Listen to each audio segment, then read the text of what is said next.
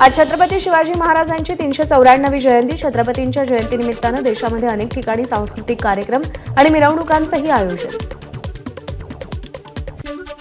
सोलापूरमध्ये छत्रपती शिवाजी महाराज चौकामध्ये बाल शिवबांचा पाळणा सोहळा संपन्न. या अभूतपूर्व पाळणा सोहळ्याला सोलापुरातील हजारो महिलांची उपस्थिती. शिवजयंतीनिमित्त परभणीमध्ये शिवसेना आमदार राहुल पाटील यांच्याकडून लेझर शोचं आयोजन. लेझर शोच्या माध्यमातून छत्रपती शिवाजी महाराजांचा जीवनपट दाखवण्यात आला. शिवजयंतीच्या पूर्वसंध्येला हिंगोलीमध्ये शिवाजी महाराज पुतळा परिसरामध्ये आकर्षक विद्युत रोषणाईची ड्रोन दृश्य कॅमेऱ्यात कैद. नागपूरमध्ये शिवजयंतीचा उत्साह. छत्रपती शिवाजी महाराज चौकामध्ये ढोल ताशांच्या गजरात शिवजयंती साजरी. किल्ले शिवनेरीवरती शिवजयंतीनिमित्त शासकीय जयंती सोहळा. मुख्यमंत्री एकनाथ शिंदेंसह दोन्ही उपमुख्यमंत्री उपस्थित राहणार. अमरावती शहरामध्ये शिवजयंतीच्या पार्श्वभूमीवर पोलिसांचा रूट मार्च. आज अमरावतीमध्ये पोलिसांचा कडक पोलीस बंदोबस्त तैनात असेल. शिवाजी महाराजांच्या जयंतीच्या पूर्वसंध्येला चेंबूरमध्ये भाजपकडून शिव आरतीचं आयोजन. विभागातील सफाई कर्मचारी आणि समाजसेवकांच्या हस्ते आरती करण्यात आली. राष्ट्रवादी पक्ष आणि चिन्हाच्या याचिकेवर आज सर्वोच्च न्यायालयात सुनावणी. राष्ट्रवादी काँग्रेस पक्षाचं चिन्ह आणि नाव अजित पवारांना देण्याविरोधात शरद पवारांकडून सर्वोच्च न्यायालयात याचिका दाखल.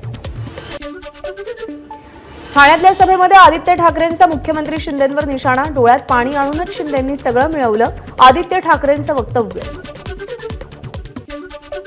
आपण मुख्यमंत्री म्हणून अपयशी ठरलो असं काही दिवसांनी शिंदे म्हणतील, पण ते माणूस म्हणूनही अपयशी ठरले. तुमच्या माथ्यावर लिहिलेला गद्दार हा शिक्का कधीही मिटणार नाही. ठाण्यातल्या सभेमध्ये आदित्य ठाकरेंचा शिंदेंवर हल्लाबोल. गेल्या 1.5 वर्षात एकही नवीन उद्योग महाराष्ट्रात आला नाही. इथून एक गोष्ट गुजरातला पाठवली जाते. थोड्या दिवसांनी मंत्रालय सुद्धा गुजरातला नेतील. आदित्य ठाकरेंचा सरकारला टोला. हिम्मत असेल तर राजीनामा द्या. आपण स्वतः तुमच्या मतदारसंघात येऊन लढायला तयार आहोत. आदित्य ठाकरेंचं मुख्यमंत्र्यांना आव्हान. मुख्यमंत्री अमावास्या आणि पौर्णिमेला शेती करतात. अनेक लोक सोलर शेती करतात, पण मुख्यमंत्री चंद्राच्या प्रकाशात कोणती शेती करतात हे पाहायला हवं. आदित्य ठाकरेंचा शिंदेंना टोला. मुख्यमंत्री असलो तरी आपल्या डोक्यात हवा नाही. ज्यांना टीका करायची त्यांना करू द्या. हेलिकॉप्टरनं फोटोग्राफी करण्यापेक्षा शेती केलेली बरी. मुख्यमंत्र्यांचं वक्तव्य. भाजपच्या राष्ट्रीय अधिवेशनात पंतप्रधान मोदींचा अब की बार 400 पारचा निर्धार. काँग्रेसवरही सडकून टीका. पंतप्रधान नरेंद्र मोदींच्या भाषणानं भाजपच्या राष्ट्रीय अधिवेशनाचा समारोप. पुढचे 100 दिवस नव्या ऊर्जेनं काम करा. मोदींचं भाजप नेते आणि कार्यकर्त्यांना आवाहन. सगळी स्वप्न पूर्ण करण्यासाठी भाजपला पुन्हा सत्तेत यावं लागेल. आगामी निवडणुकीमध्ये 370हून अधिक जागा जिंकणं हे भाजपचं लक्ष्य. पंतप्रधान मोदींचा निर्धार. महिलांसाठी केलेल्या योजनांचा मोदींच्या भाषणात उल्लेख. आतापर्यंत 1 कोटी महिलांना लखपती दीदी केलं. आता 3 कोटी लखपती दीदी बनवणार. पंतप्रधान मोदींचं वक्तव्य. काँग्रेस भ्रष्टाचार आणि परिवारवादाची जननी. काँग्रेसकडे विकासाचा अजेंडा नाही. पंतप्रधानांची टीका. देशातल्या प्रत्येकाला माहितीये की आता फक्त मोदी निवडून येणार. पंतप्रधानांना विश्वास. पंतप्रधान नरेंद्र मोदी 3ऱ्यांदा भारताचे पंतप्रधान होणार असं देशानं ठरवलंय. भाजपच्या राष्ट्रीय अधिवेशनात गृहमंत्री अमित शहा यांचं वक्तव्य. नरेंद्र मोदी 3ऱ्यांदा देशाचे पंतप्रधान झाल्यानंतर घराणेशाही मुळापासून संपवतील. अमित शहा यांचा दावा. आगामी निवडणुकीसाठी फिर एक बार मोदी सरकार हीच भाजपची घोषणा.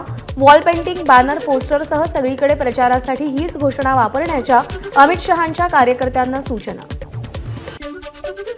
अब की बार 400 पारचा नारा भाजप देतंय, पण ते 150च्या पार सुद्धा जाणार नाहीत हे त्यांनाही माहिती असल्यानं केवळ स्वतःच्या समाधानासाठी 400 पारचा नारा देतात. प्रकाश आंबेडकर यांचं वक्तव्य. भाजपच्या राष्ट्रीय अधिवेशनानंतर भाजप शासित राज्यातील मुख्यमंत्री, उपमुख्यमंत्री आणि विरोधी पक्ष नेत्यांची बैठक पार. पंतप्रधान मोदी, गृहमंत्री अमित शहा, जेपी नड्डांची उपस्थिती. तर राज्यातून देवेंद्र फडणवीस बैठकीला उपस्थित. आज अमेठीमध्ये high voltage political drama. Rahul Gandhi यांची भारत जोडो न्याय यात्रा अमेठीमध्ये प्रवेश करणार, तर केंद्रीय मंत्री स्मृती इराणीही आजपासून 4 दिवसांच्या अमेठी दौऱ्यावर. मुस्लिम समाजाला किंवा धर्माला आरक्षण मिळू शकत नाही. भाजप आमदार नितेश राणे यांची प्रतिक्रिया. चुकीच्या पद्धतीनं मागण्या करू नका. चुकीच्या मागण्यांची दखल सरकार घेणार नाही. राणेंचं वक्तव्य. जर महायुतीनं आमच्या आरपीआय पक्षाला एकही जागा दिली नाही तर आम्हाला तोंड दाखवायलाही जागा उरणार नाही. रामदास आठवलेंचं वक्तव्य. याआधी बारामती शरद पवार आणि राष्ट्रवादीचा बालेकिल्ला होता, पण आता तो महायुतीचा गड आहे. बारामती लोकसभा सोपी नसेल. निवडणुकीसाठी सुनेत्रा पवार बारामतीतून उभ्या राहणार आहेत. रामदास आठवलेंचं वक्तव्य. निलेश राणे आणि भास्कर जाधव समर्थकांच्या राडा प्रकरणी आतापर्यंत चिपळूण पोलिसांकडून 8 जणांना अटक. सीसीटीव्ही तपासून 8 जणांवर कारवाई. रत्नागिरीच्या गुहागरमध्ये भास्कर जाधव यांच्या कार्यालय परिसरात झालेल्या दगडफेकीची उच्चस्तरीय चौकशी व्हावी. भाजपचे माजी आमदार विनय नातू यांची मागणी. चिपळूणमधील निलेश राणेंच्या सभेनिमित्त झालेल्या राड्यामध्ये भास्कर जाधवांसह कार्यकर्त्यांवर गुन्हे दाखल. रत्नागिरी पोलीस एकतर्फी कारवाई करत आहेत. भास्कर जाधव आणि कार्यकर्त्यांना नाहक त्रास झाल्यास आंदोलन करण्याचा आमदार वैभव नाईक यांचा इशारा. मुख्यमंत्री एकनाथ शिंदेंनी गडचिरोलीचे पालकमंत्री असताना झेड सुरक्षेबाबत जे विधान केलं ते धादांत खोटं आहे. ठाकरे गटाचे आमदार वैभव नाईक यांची प्रतिक्रिया. राज्य सरकार आशा सेविकांचा विश्वासघात करत आहे. ठाकरे गटाचे खासदार अरविंद सावंत यांची सरकारवर टीका. महाराष्ट्रामध्ये कायदा सुव्यवस्था रसातळाला पोहोचली. सावंत यांची प्रतिक्रिया. 70 वर्ष सत्तेत राहून काँग्रेसने जे निर्णय घेतले नाही ते निर्णय अजित पवारांनी 8 महिन्यात घेतले. अल्पसंख्याक विकास मेळाव्यामध्ये सुनील तटकरेंचं वक्तव्य. भाजपमध्ये जितके लोक जातील तितकं आमचं मैदान मोकळं होईल. भाजप सोडून अन्य कुणाशीही युती करण्यास तयार. खासदार इम्तियाज जलील यांची भूमिका. मनोज जरांगे सारख्या माणसानं सरकार हलवलं, त्यांच्यावर विषप्रयोग होऊ शकतो ही आंबेडकरांची शंका चिंता वाढवणारी. सरकारनं त्यांच्या वक्तव्याची नोंद घ्यावी. जलील यांचा सल्ला. शरद पवारांच्या बाजूने बोलणाऱ्या बारामतीकरांना नोकरीवरून काढलं जातंय. बारामतीमध्ये दादागिरी करण्याचा हा प्रकार आहे. रोहित पवारांसाठी जे भाजपसोबत गेले ते व्यावसायिक होते. विचारांनी चालणारे लोक आजही काँग्रेससोबत आहेत. विलासराव देशमुखांच्या पूर्णाकृती पुतळ्याच्या अनावरण सोहळ्यात नाना पटोलेंचं वक्तव्य. मराठी कामगार सेनेचे अध्यक्ष महेश जाधव यांचा अजित पवार गटामध्ये प्रवेश. महेश जाधव काम करतात, त्यालाच जर काम करू नका असं म्हटलं तर त्यांच्यावर विश्वास कसा निर्माण होईल. अजित पवारांची नाव न घेता मनसेवर टीका. सगळे सोयरे हा शब्द कायद्यात घेता येतो. मनोज जरांगेंची प्रतिक्रिया. तर आम्ही आधीही ओबीसीत आहोत, आज आणि उद्याही ओबीसीतच असू. जरांगेंचं वक्तव्य. माजी केंद्रीय मंत्री रजनी सातव यांचं निधन. नांदेडमधल्या खासगी रुग्णालयात वयाच्या 76व्या वर्षी घेतला अखेरचा श्वास. आज त्यांच्या कोहिनूर निवासस्थानाबाहेर अंत्यविधी होणार. देशातील सर्वात मोठ्या आणि महाराष्ट्रातील पहिल्या संरक्षण विषयक प्रदर्शनाचं 24 ते 26 फेब्रुवारी दरम्यान पुणे इथे आयोजन. उद्योगमंत्री उदय सामंत यांच्याकडून प्रदर्शनाच्या पूर्वतयारीची पाहणी. चित्रीकरणाच्या परवानग्या सुलभ करण्यासाठी राज्य सरकारचा मोठा निर्णय. चित्रीकरण परवानगीसाठी 1 खिडकी योजना सुरू होणार. मंत्री सुधीर मुनगंटीवारांच्या प्रशासनाला सूचना. राज्यामध्ये आरोग्यमंत्री तानाजी सावंत यांच्या संकल्पनेतून मोतीबिंदू शस्त्रक्रिया मोहीम राज्यभर राबवणार. आजपासून 4 मार्चपर्यंत शासकीय रुग्णालयामध्ये शस्त्रक्रिया मोफत केल्या जाणार. गोदावरी जन्मोत्सव निमित्तानं पुरोहित संघाच्या वतीनं गोदावरीची महाआरती. आजपासून नव्यानं स्थापन झालेल्या रामतीर्थ समितीच्या वतीनं आरती केली जाणार. तसंच शासनाच्या माध्यमातून गोदा आरतीसाठी 11 कोटींचा निधी. अमरावतीमध्ये एकाच दिवसात राजापेठ उड्डाणपुलावरती परकोटाचा ओटा तयार. छत्रपती शिवाजी महाराजांचा पुतळा बसवण्यात येणार असल्याची चर्चा. पोलिसांचा बंदोबस्त तैनात. नांदेड लोकसभेची जागा वंचित बहुजन आघाडीला मिळाली पाहिजे. वंचित आघाडीचे प्रवक्ते फारुख अहमद यांचं बाळासाहेब आंबेडकरांना पत्र. सोलापुरातल्या पुण्यश्लोक अहिल्यादेवी होळकर विद्यापीठासाठी प्रधानमंत्री उच्च शिक्षा अभियानातून 100 कोटी रुपयांचा निधी मंजूर. विद्यापीठाचे कुलगुरू प्राध्यापक प्रकाश महानवर यांची माहिती. पंढरपूरचे स्वर्गीय आमदार भारत भालके यांच्या जयंतीनिमित्त बैलगाडा आणि घोडागाडी शर्यतीचं आयोजन. 399 बैलगाड्या आणि 110 घोडागाडी स्पर्धकांचा सहभाग. विजेत्यांचा भगीरथ भालकेंच्या हस्ते गौरव. लातूर शहरामध्ये मराठा समाजाच्या वतीने चक्काजाम आंदोलन. आंदोलनादरम्यान ठाकरे गटाचे माजी आमदार दिनकर माने आणि आंदोलकांमध्ये शाब्दिक बाचाबाची. ठाकरे गटाच्या उपनेत्या सुषमा अंधारे शिर्डी लोकसभा मतदारसंघाच्या दौऱ्यावर कार्यकर्त्यांसोबत संवाद साधला. कोल्हार गावात अंधारेंची सभा. गणपत गायकवाड गोळीबार प्रकरणी जखमी असलेल्या राहुल पाटील यांना 16 दिवसांनंतर रुग्णालयातून डिस्चार्ज. आरक्षणाच्या मागणीसाठी बीडमध्ये मराठा समाजाचं रास्ता रोको आंदोलन. अहमदनगर ते अहमदपूर रस्ता सुमारे 1 तास अडवून धरला. हिंगोली जिल्ह्यामध्ये मराठा आरक्षणाच्या मागणीसाठी रास्ता रोको. तिसऱ्या दिवशी सुद्धा नांदेड परभणी महामार्गावर रास्ता रोको आंदोलन. 3 तास आंदोलन सुरू असल्यामुळे वाहतुकीचा खोळंबा. बीडमध्ये दुष्काळ सदृश परिस्थिती निर्माण झाली असून तात्काळ उपाययोजना करण्यात याव्यात या मागणीसाठी मनसेचे शेतकऱ्यांच्या बांधावर आंदोलन. यावेळी कार्यकर्त्यांची सरकारविरोधात घोषणाबाजी.